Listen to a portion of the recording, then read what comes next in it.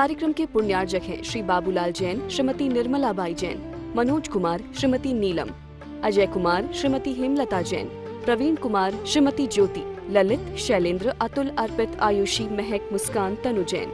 Firm Ajay Kumar, Praveen Kumar, grain merchant, Bina, जिला सागर, मध्य प्रदेश।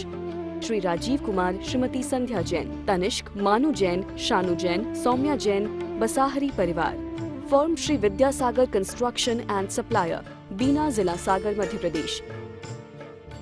आचार्य गुणभद्र महाराज आत्मानुशासन ग्रंथ में इस संसारी प्राणी के लिए दुख से यह कैसे बचे और सुख की वृद्धि कैसे हो, इसलिए एक श्लोक के माध्यम से इस संसारी प्राणी को समझा रहे हैं। आचार्य कर रहे हो दोनों ही अवस्था में एक धर्म करना ही तुम्हारे लिए श्रेष्ठ है। तो ऐसा करने से क्या होगा? तो आचार्य महाराज कह रहे कि अगर तुम सुख का अनुभव कर रहे हो तो धर्म करने से उस सुख की वृद्धि होगी, और अगर तुम दुख का अनुभव कर रहे हो तो वह दुख तुम्हारा उस धर्म करने से नाश को प्राप्त होगा। जिस तरह से उन्होंने उदाहरण दिया कि जिस तरह कोई धनवान है वो धन का अर्जन करता है तो अधिक धनवान बन जाता है, और कोई कर्जदार है वो धन का अर्जन करता है तो उसके कर्ज का नाश हो जाता है। ये उदाहरण दे रहे हैं। तो ये संसारी प्राणी के लिए आचार्य ने कितनी कृपा की, कितना उन पर हमारा ऋण है, उनके ऋण को हम कभी नहीं चुका पाएंगे। अगर वस्तुतः चुका पाएंगे तो उनके द्वारा जो हमें शिक्षा दी गई है उसको करके ही चुका सकेंगे, वरना और कोई उपाय नहीं है। आज तो फिर भी सारे साधन सामग्री उपलब्ध है, पेन भी है, कागज भी है, स्थान है, सब कुछ है। पर जिस समय आचार्य ने ग्रंथों की रचना की उस समय कुछ भी सामग्री नहीं थी, न कंप्यूटर था, न प्रेस थी, न कोई ऐसी स्थितियां थी। पर उस अवस्था में भी उन्होंने हम आप की आगामी जीवन की अवस्था को देखते ही कि आगामी जीवन में ऐसी ऐसी वस्तुओं का निर्माण होगा जिनसे यह व्यक्ति दुर्गति के पात्र हो जाएंगे। इस सारी बातों को देख के आचार्य ने हम आपके लिए उन ग्रंथों की रचना की कि जिनके माध्यम से हम कुछ अच्छाइयों को सीख के अपना जीवन अच्छा व्यतीत कर सके। आचार्य महाराज ने यही एक दिन कहा था कि जैसे हम किसी दिशा में यात्रा करना चाह रहे हैं, उस दिशा में अगर पत्थर ना लगा हो तो किसी भी चौराहे पर हम खड़े हैं और चारों तरफ रोड बने हुए हैं, और अगर हमें ये संकेत ज्ञात नहीं हो कि रास्ता खेमलासा के लिए जाता है, ये बीन एक मुंगावली के लिए जाता, एक खुरई के लिए, ज्ञात ना हो किस दिशा में बढ़ेंगे, तो जिस तरह में पत्थर होते हैं संकेत के लिए कि आपको किस दिशा में यात्रा करना है, उसी प्रकार आचार्य ने जो आगम ग्रंथों की रचना की वह हमें पुण्य और पाप की दिशा के लिए ही इन ग्रंथों की रचना की। आप किस दिशा में जाना चाहते हैं? पुण्य को करना चाहते हैं कि पाप को करना चाहते हैं? तो उस ग्रंथों के माध्यम से आचार्य ने सारी बात बताई है। आप जो दिशा आपको पसंद हो, आचार्य कुंद कुंद महाराज ने भी रेण सार में उल्लेख किया कि भैया हमने तो बता दिया, अब जो तुम्हारी इच्छा हो, जो तुम्हें रुचे सो करो। हम क्या कर सकते? हमारा काम बताना है, करवाना नहीं। हमारा काम बताना है, करवा तो साक्षात समोषण में भगवान भी नहीं सकते। किसी भगवान कोई मोक्ष किसी को पहुंचा सकते क्या? किसी को नरक पहुंचा सकते? नहीं। वह स्वयं अपने भावों के माध्यम से ही नरक और स्वर्ग और मोक्ष प्राप्त करता है।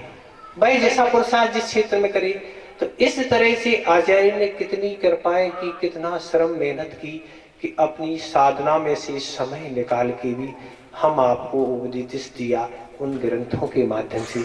अगर आज वह ग्रंथ नहीं होते, विद्वानों का भी बहुत योगदान है कि आज का युग संस्कृत भी नहीं समझता, इंग्लिश का जमाना चल रहा। अब तो महाराज, अब तो इंग्लिश जा समझते हैं, न हिंदी समझते हैं, ना क्या संस्कृत। अब कुछ आता क्या है, हिंदी तो पढ़ना आती नहीं कुछ। अभी इंग्लिश मीडियम वाले से कहो ये पढ़ो हिंदी, तो वो कुछ की कुछ पढ़ता है, वो कुछ की कुछ लिखता है। कहते धोबी का कुत्ता घर का ना घाट का, ये दशा ना बने कि ना हम इंग्लिश मीडियम के रह जाएं, ना हिंदी ही पढ़ पाएं, और आचार्यों की वाणी से भी हम बहुत दूर हो जाएं। तो उन विद्वानों का भी कितना बड़ा उपकार है कि उन्होंने उन संस्कृत और प्राकृत ग्रंथों की हिंदी की है। अनेक आचार्य ने भी काम किया और लोगों ने भी काम किया। इसलिए कम से कम जो भी हिंदी आती उसके माध्यम से आचार्यों की बात तक पहुंच सके और अपने कल्याण कर सके, ये सारा श्रम किया है। तो आचार्य गुणवंत महाराज कह रहे हैं कि अगर तुम सुख का अनुभव कर रहे हो तो सुख का अनुभव कैसे होता है, सुख क्या कहलाता है महाराज? तो सुख का अनुभव साता कर्म के उदय से होता है। साता कर्म का उदय नहीं है तो आप सुख का अनुभव नहीं कर सकते। आचार्य महाराज एक उदाहरण देते कि पूर्व पुण्य के उदय से सारी सामग्री तो मिल जाती है, अच्छी अच्छी भोग सामग्री मिल जाती है, घर में सारी सामग्री भोजन की योग्य है, अच्छे से अच्छे पकवान है, मिष्ठान, ड्राई फ्रूट, सारे पकवान बनाए जाते हैं, पर तुम्हारे साता कर्म का उदय नहीं है तो उसका उपभोग नहीं कर सकते, उसका भोग नहीं कर सकते। क्यों? डॉक्टर ने मना किया है, घी आप खाना तो दूर है, सूंघ नहीं सकते, शक्कर भी नहीं ले सकते, नमक भी नहीं ले सकते, ड्राई फ्रूट भी नहीं खा सकते, सब कुछ त्याग करना, बस मूंग की दाल और रोटी अच्छी सी बिना बघार की खाना पड़ेगी। तब तुम्हारा ये हार्ट क्या है, नली चूक नहीं हुई, ये चूक हो जाएंगी तो क्या है, कभी भी अटैक धमाका दे सकता है।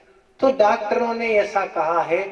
तो साता कर्म उदय नहीं है तो रखी हुई पूर्व पुण्य से सारी सामग्री उसका उपभोग नहीं कर पा रहे, बस बता ही सकते हैं बहुत है बस इतना ही, बाकी अंदर डाल नहीं सकती। पूर्व पुण्य से मिली है पर वर्तमान में साता कर्म का पुण्य चाहिए है, तब उस वस्तु का हम भोग कर सकते, अन्यथा नहीं कर सकते। आचार्य महाराज ने कहा था कि आज के लोग, धनवान लोग यही कहते हैं भैया हम तो अच्छी अच्छी भोग सामग्री उपयोग नहीं करते, पर हम अच्छी अच्छी दवाई का जरूर उपयोग करते हैं। वो हम यहाँ की नहीं, विदेश से मंगाते, इंजेक्शन टेबलेट जो भी सब प्लेन से आती है, अच्छी अच्छी भोग सामग्री नहीं, अच्छी अच्छी दवाई, उसके बगैर हम जीवन जी नहीं सकते। ये आज स्थितियां निर्मित होती जा रही हैं वस्तु के कारण भी और पुण्यहीन के कारण। ये सारी स्थितियां साता कर्म का उदय चाहिए। तो आचार्य गुणभद्र महाराज कह रहे कि पूर्व पुण्य से ये सामग्री मिली है। जो भी अच्छे अच्छे मकान मिले हैं, नौकर मिले हैं, अच्छे अच्छे वाहन मिले हैं, अच्छे अच्छे आप वस्त्र पहन रहे हैं, अच्छे अच्छे भोग सामग्री, वो पूर्व में तुमने पुण्य किया था, उसके कारण ही ये सारी सामग्री मिली हुई है। अगर पूर्व में पुण्य ना होता तो मिल नहीं सकती। दरिद्रता और अमीरता क्या है? इसी का सूचक है कि आपने पूर्व में पुण्य किया था, सारी सामग्री मिली है। पानी भी उठा के नहीं पीना, नौकर उठा के देगा, वस्त्र भी पहना देते, भोजन भी नौकर बनाएंगे, सारी चीजें अच्छी लेटेस्ट आदि जो भी है, पर पूर्व में पुण्य किया था, पूर्व में दान किया था, आहार दान दिया है, भगवान की भक्ति की है, पूजन आदि जो भी कार्य पूर्व में किए थे, उससे साता का जो बंध किया, उस साता के फल स्वरूप ही आज वह हमें वस्तु मिली है। पर उस वस्तु का हम विवेक पूर्वक उपयोग नहीं करेंगे, आसक्ति के साथ उन विषयों में अगर आसक्त हो जाएंगे तो बस भोगते समय भी हम पाप का बंध कर लेंगे।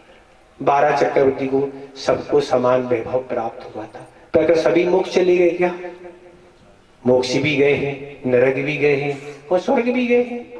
जिनने जैसा उपयोग जिस रूप में किया उस रूप में उनने आगामी पुण्य और पाप को बंद कर लिया। सामग्री महत्वपूर्ण नहीं है, सामग्री का उपभोग किस रूप किया जाए ये विवेक रखना बहुत आवश्यक है। मैं तो पूर्व पुण्य से मिल गया, पर अब बनाना तो है।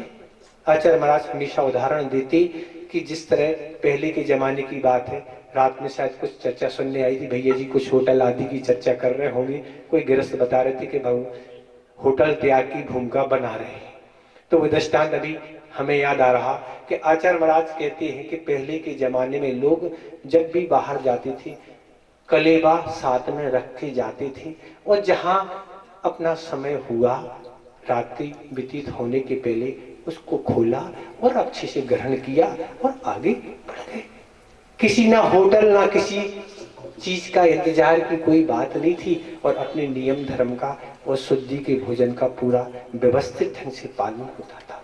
पर आज तो क्या है, कार्ड का जमाना है महाराज, पैसे भी याद नहीं रखना, फंसाएंगे निकल आएंगे वो फिर कर लेंगे कहीं। पर इससे न तो धर्म का पालन होगा, पैसे का भी अपव्यय होगा, और स्वास्थ्य मिटेगा, वो मिट ही रहा है। तो इस तरह से सारी स्थितियां एक के कारण निर्मित हो जाएगी।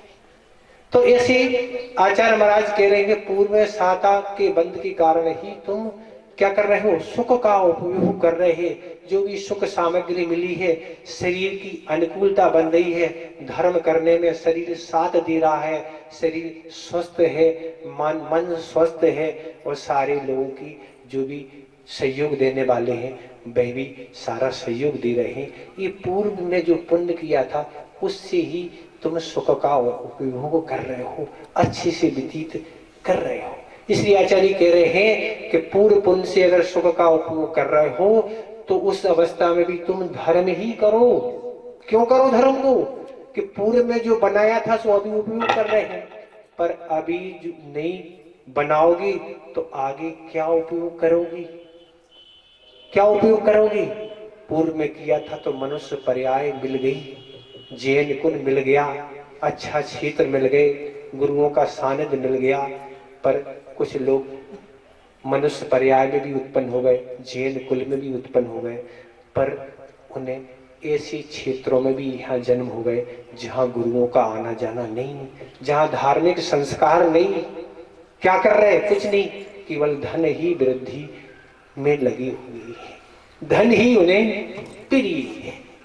तो ये सब योग पूर्व पुण्य से मिलते हैं। तो आचार्य महाराज कह रहे पूर्व पुण्य से मिली हुई सामग्री का उपयोग आप कर रहे हैं, पर आगामी जीवन के लिए अगर सामग्री पुण्य तैयार नहीं कर रहे हैं, पुण्य का अर्जन नहीं कर रहे हैं, तो आगामी पर्याय में आप किस चीज का उपयोग करोगे?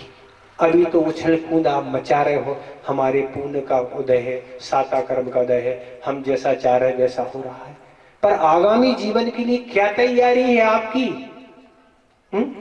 बाकी हर चीज की तो तैयारी चलती है महाराज, हमने बीमा करा लिया, ये करा लिया, वो करा लिया, पर आत्मा के लिए कौन सा बीमा हो रहा है, कौन सा पुण्य हो रहा है, इस बारे में कोई विचार नहीं। आचार्य महाराज ने एक बार प्रवचन में कहा था कि शरीर की तड़फन के लिए तो ये संसारी प्राणी हमेशा देखता है, रात में भी कोई तकलीफ हो तो शरीर की वेदना के प्रतिकार के लिए हमेशा उपाय सोचता है, पर ये आत्मा अनादि काल से तड़प रही है, कष्ट पा रही है, आज तक सोचा इसके बारे में? कभी नहीं सोच रहा, बस यही इस आधुनिकता में उलझा है, बस इसी को सब कुछ मान रहा है कि इसमें ही हमारा कल्याण है। तो इसमें कल्याण किसी का होने वाला नहीं है, ना हुआ है। जिन्हें पूर्व पुण्य से ऐसी सामग्री मिली, तीर्थंकर शरीर के 32,000 राजा होते, उनके यहाँ कोई दुकान नहीं, तराजू कोई नौकरी चाकरी नहीं करना पड़ती, 32,000 राजा हमेशा उनके चरणों में नतमस्तक रहते। आप तो प्रभु हुक्म करो, सो जो चाहिए सो आपको मिलेगी। पहले हम बता चुके हैं कि देखो इकलौता पुत्र हुआ नाभि राय के, इकलौता पुत्र हुआ, कितनी धन सामग्री थी। जन्म हुआ सो अंगूठा में अमृत लगा दिया, उससे बड़ा हो गया। फिर बड़ा हो गया, स्वर्ग से भोजन सामग्री आने लगी, वस्त्र आभूषण आने लगी। फिर दीक्षित हुए तो घर घर आहार होने। अब नाभि राय का खर्च क्या हुआ? एक पुत्र हुआ तो 1 रुपया खर्च नहीं हुआ। कैसा कर्म है बताओ? ऐसा साता कर्म क्या कर रहा? कुछ नहीं कर रहा, एक लल्ला और कुछ होना नहीं। ये दशाएं बन जाती हैं, उनका निकाचित पुण्य कर्म का उदय होता है, उन्हें भोग नहीं पड़ता है। ऐसा नहीं हम समोसन नहीं लगेगा हमारा, कुबेर हमारी सेवा में नहीं सुन, नहीं, वो निकाचित पुण्य है। वो तो 13वें स्थान में फलीभूत होगा और वह अपना काम करेगा। ऐसे निकाचित, चाहे पुण्य का बंद करो चाहे पाप का बंद करो, वे तो भोग करना ही पड़ता है। निकाचित था निकाचित, वह तस्से मस होने वाला नहीं है, उसकी स्थिति आदि कम नहीं होती, अनुभव कम नहीं होते हैं। ऐसे निकाचित कर्म बंद पड़ जाते हैं। कैसे? अंजना का निकाचित कर्म है, सीता का निकाचित कर्म है, ऐसे निकाचित भोगना है, भोगो। हम आपको पहले बता चुके कि एक मिनट का मजा और बरसों की सजा। 1 मिनट का मजा किसी भी पाप करने में, 1 मिनट का आनंद आता है। सागरों के लिए आयु कर्म बंद हो जाता है, सागरों के लिए पाप बंद होता है, भोगते रहो। अब क्या है? कुछ नहीं होना, वहां जाके गजब गुटेगी नरकों में। क्या है? बुरा ना मानो, होली है, होली खेलेंगे नार की एक दूसरे में, एक दशा होगी। वहां तो अकाल मरण होता नहीं, बहुत अच्छी व्यवस्था है। एक बिल से दूसरे बिल में जा नहीं सकते, जीवन भर वहीं काला काला भास वहीं रहना है। इस कार्यक्रम के पुण्यार्जक हैं Shri Babulal Jain, Shrimati Nirmala Bai Jain, Manoj Kumar, Shrimati Neelam, Ajay Kumar, Shrimati Hemlata Jain, Praveen Kumar, Shrimati Jyoti, Lalit, Shailendra, Atul, Arpit, Aayushi, Mahak, Muskan, Tanu Jain. Firm Ajay Kumar, Praveen Kumar, grain merchant, Bina, जिला सागर, मध्य प्रदेश। श्री राजीव कुमार, श्रीमती संध्या जैन, तनिष्क, मानु जैन, शानु जैन, सौम्या जैन, बसाहरी परिवार। Firm Shri Vidyasagar construction and supplier, Bina, जिला सागर, मध्य प्रदेश।